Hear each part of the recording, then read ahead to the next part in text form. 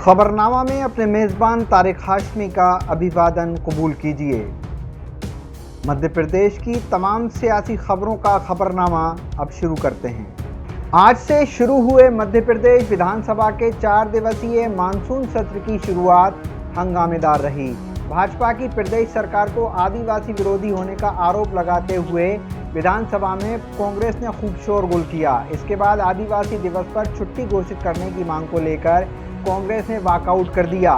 इसके बाद स्पीकर ने विधानसभा की कार्यवाही को मंगलवार तक के लिए स्थगित कर दिया है। इस दौरान खास बात ये रही कि सदन में जिन शब्दों का इस्तेमाल नहीं होना था उसी शब्द का खूब इस्तेमाल हुआ। 12 अगस्त तक चलने वाले 4 दिन के मानसून सत्र की शुरुआत में मिल्खा सिंह सहित कई दिवंगत लोगों को श्रद्धांजलि दी गई। इसी दौरान कांग्रेस विधायकों ने हंगामा शुरू कर दिया, जिसे देखते हुए सीएम शिवराज सिंह चौहान ने नेता प्रतिपक्ष कमलनाथ पर स्तरहीन राजनीति करने का आरोप लगाया। तो जवाब में कमलनाथ ने सरकार को आदिवासी विरोधी ठहराया। कांग्रेस की मांग आदिवासी दिवस पर छुट्टी घोषित करने की थी, जबकि सरकार ने ऐच्छिक अवकाश घोषित किया है। आदिवासी दिवस पर अवकाश घोषित किए जाने की मांग को लेकर कांग्रेस विधायकों का प्रतिनिधिमंडल रविवार को राज्यपाल से भी मिला था। सत्र में मंगलवार को भी हंगामा होने के आसार हैं। माना जा रहा है कि सदन में बाढ़ को लेकर हंगामा और तीखी नोकझोंक की संभावना है, क्योंकि कांग्रेस लगातार सरकार पर बाढ़ पीड़ितों के लिए बेहतर इंतजाम न किए जाने के मामले में सरकार पर फेल होने के आरोप लगा रही है। दूसरी तरफ सरकार बाढ़ पीड़ितों की हर संभव मदद का दावा कर रही है। इसीलिए ये माना जा रहा है कि बाढ़ के मुद्दे पर दोनों दल एक दूसरे को घेरने से नहीं चूकेंगे। इसके अलावा कांग्रेस ने शराब, कोरोना, ऑक्सीजन, हेल्थ और शिक्षा के मुद्दे पर भी सरकार को घेरने की योजना बनाई है। विधानसभा अध्यक्ष गिरीश गौतम ने सत्र के सुचारू संचालन के लिए रविवार को विधानसभा सचिवालय द्वारा सदन के सदस्यों के उपयोग के लिए तैयार की गई असंसदीय शब्द एवं वाक्य संग्रह पुस्तिका का विमोचन किया था, जिसमें यह तय किया गया था कि इन शब्दों का विधानसभा में इस्तेमाल नहीं किया जाएगा। इन शब्दों में बंटाधार शब्द भी शामिल था, जो 2003 में दिग्विजय सिंह सरकार की विदाई में बीजेपी का मुख्य हथियार बना था। ये शब्द असंसदीय शब्दों वाली किताब में शामिल था, लेकिन सदन में इसका जमकर इस्तेमाल हुआ। बीजेपी विधायकों ने इसी शब्द को बोलते हुए स्पीकर से इसे सदन में बोलने की अनुमति मांगी। बीजेपी विधायक रामेश्वर शर्मा ने बंटाधार और नक्सलवादी जैसे शब्दों को विलोपित किए जाने पर आपत्ति जताई। उन्होंने कहा कि बंटाधार कांग्रेस के कुशासन की याद दिलाता है। उन्होंने ये भी कहा कि नक्सलवादियों को नक्सलवादी ना कहा जाए तो उनके लिए किस शब्द का इस्तेमाल किया जाए। ऐसे में नक्सलवाद शब्द को भी बहाल किया जाए। ग्वालियर चंबल में आई बाढ़ के बाद 2 दिवसीय दौरे पर आए ज्योतिरादित्य सिंधिया का एनएसयूआई के छात्रों ने जमकर विरोध किया। हर्षवर्धन भदौरिया, सचिन भदौरिया और पुष्पेंद्र तोमर ने अपने साथियों के साथ मिलकर विरोध प्रकट करते हुए जय विलास पैलेस सिंधिया महल के गेट के बाहर पुतला जलाया। जब इस बात की जानकारी पड़ाव थाना पुलिस को मिली तो वे मौके पर पहुंची और छात्र नेताओं से पुतला छुड़ाकर आग को बुझाया। वहीं पुलिस ने तीनों छात्र नेताओं को गिरफ्तार कर थाने ले आई। छात्र नेताओं का आरोप है कि जब ग्वालियर अंचल में बाढ़ के हालात बने थे तब ज्योतिरादित्य सिंधिया अपने महलों में आराम कर रहे थे। फिर जब हालात सुधरने लगे तो वाहवाही लूटने के लिए ग्रामीण क्षेत्र का दौरा किया। फिलहाल पुलिस ने बिना अनुमति के पुतला दहन करने पर तीनों छात्र नेताओं के खिलाफ धारा 188 के तहत मामला दर्ज कर उन्हें न्यायालय में पेश कर दिया है। मध्य प्रदेश में अनुसूचित जाति जनजाति वर्ग पर अत्याचार होने का आरोप लगाकर कांग्रेस ने विधानसभा का घेराव किया।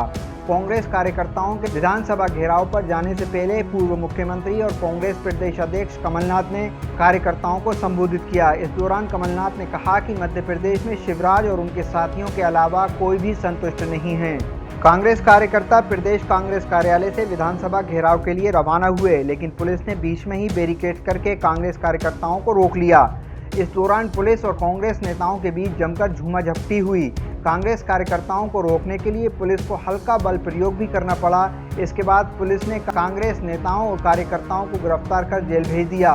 पूर्व मंत्री और कांग्रेस विधायक जीतू पटवारी, जयवर्धन सिंह, पीसी शर्मा, कमलेश्वर पटेल सहित आधा दर्जन से ज्यादा कांग्रेस विधायकों ने भी गिरफ्तारी दी। प्रदर्शन से पहले कमलनाथ ने आदिवासी दिवस के कार्यक्रम में संबोधन दिया, जिसमें उन्होंने प्रदेश सरकार पर जमकर निशाना साधा। कमलनाथ ने कहा कि प्रदेश में अनुसूचित जाति जनजाति के लोगों पर अत्याचार हो रहे हैं, युवा बेरोजगारी से परेशान हैं और सरकार सभी संवैधानिक संस्थाओं पर आघात पहुंचा रही है। कमलनाथ ने कहा कि शिवराज समझ लें कि सिर्फ 2 साल बचे हैं, जितनी जुबान चलाना है चला लें, इसके बाद प्रदेश की जनता शिवराज को घर बैठाने जा रही है। प्रदेश कांग्रेस अध्यक्ष कमलनाथ ने कहा कि बाबा साहेब अम्बेडकर ने विविधता वाले देशों को अपने संविधान के जरिए एक सूत्र में पिरोने का काम किया है। हमारे देश की संस्कृति जोड़ने की संस्कृति है। हमारे संविधान ने सभी दिल, समाज और संस्कृति को जोड़े रखा है। ये संस्कृति कांग्रेस की है, लेकिन आज इस संस्कृति पर हमला हो रहा है। मध्य प्रदेश सिर्फ अनुसूचित जाति जनजाति पर अत्याचार में नंबर 1 पर नहीं, बल्कि बेरोजगारी में भी नंबर 1 पर है। कमलनाथ ने कहा कि बीजेपी सरकार कितने ही दावे कर ले, लेकिन प्रदेश की जनता उससे संतुष्ट नहीं है। शिवराज सिंह चौहान और उनके साथियों के अलावा आज कोई भी संतुष्ट नहीं है। कमलनाथ ने कहा कि प्रदेश की पहचान माफियाओं से नहीं होगी। मंदिर और मस्जिद जाकर रोजगार के साधन उपलब्ध नहीं होते हैं, इसलिए उद्योग का माहौल बनाना होता है और इससे ही रोजगार के साधन बनते हैं। कमलनाथ ने कांग्रेस कार्यकर्ताओं को संकल्प दिलाते हुए कहा कि हर रोज 2 लोगों को बीजेपी की प्रदेश सरकार की हकीकत बताएं तो प्रदेश की विधानसभा में कांग्रेस का झंडा लहरा जाएगा। 3 नए कृषि कानूनों को वापस लेने और मजदूर विरोधी नीतियों का विरोध करने के लिए मार्क्सवादी कम्युनिस्ट पार्टी के साथ किसानों और मजदूरों ने ये रैली ग्वालियर में निकाली। ये रैली फूलबाग चौराहे से कलेक्टर तक गई, जहां उन्होंने जिला प्रशासन को ज्ञापन सौंपा। दरअसल मार्क्सवादी कम्युनिस्ट पार्टी किसानों और मजदूरों के साथ लंबे अरसे से 3 नए कृषि कानूनों को वापस लेने के लिए आंदोलन कर रही है। इसे लेकर मार्क्सवादी कम्युनिस्ट पार्टी ने पिछले साल कई महीनों तक आंदोलन भी किया था। मार्क्सवादी कम्युनिस्ट पार्टी के साथ मजदूरों और किसानों ने सोमवार को फूलबाग पर जमा होकर रैली निकाली। ये रैली फूलबाग चौराहे से कलेक्टर तक गई। मार्क्सवादी कम्युनिस्ट पार्टी का कहना है कि जबरन थोपे गए कृषि कानूनों को वापस लेने तक उनका आंदोलन चलता रहेगा। ये कानून पूंजीवादी व्यवस्था को बढ़ावा देने के मकसद से लाए गए हैं, जबकि किसान, मजदूर और गरीब आदमी इन कानूनों को लेकर समय रहते चेत गए हैं, जिसके चलते वे इसका विरोध कर रहे हैं। किसान नेताओं को उम्मीद है कि देर सवेर सरकार को यह कानून वापस लेना पड़ेगा, नहीं तो आंदोलन और तेज किया जाएगा।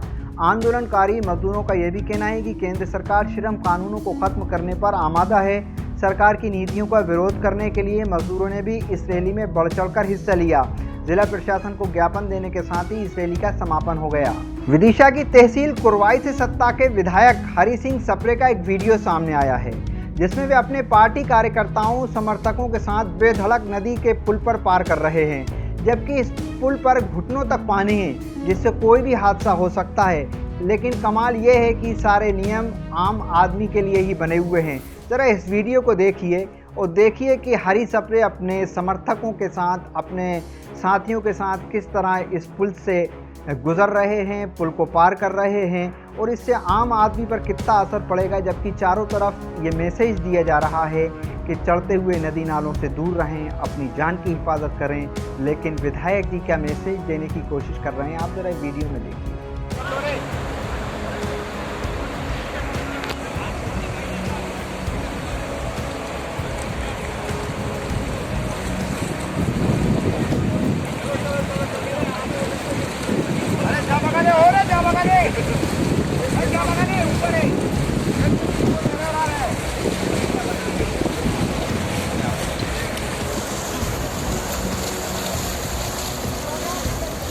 खबरनामा में फिलहाल इतना ही। कल फिर हाजिर होंगे मध्य प्रदेश की तमाम सियासी खबरें लेकर। अपने मेज़बान तारिक हाशमी को दीजिए इजाज़त। अपना दोस्तों, रिश्तेदारों और आसपास के सभी लोगों का बहुत ख्याल रखिएगा। बहुत बहुत शुक्रिया।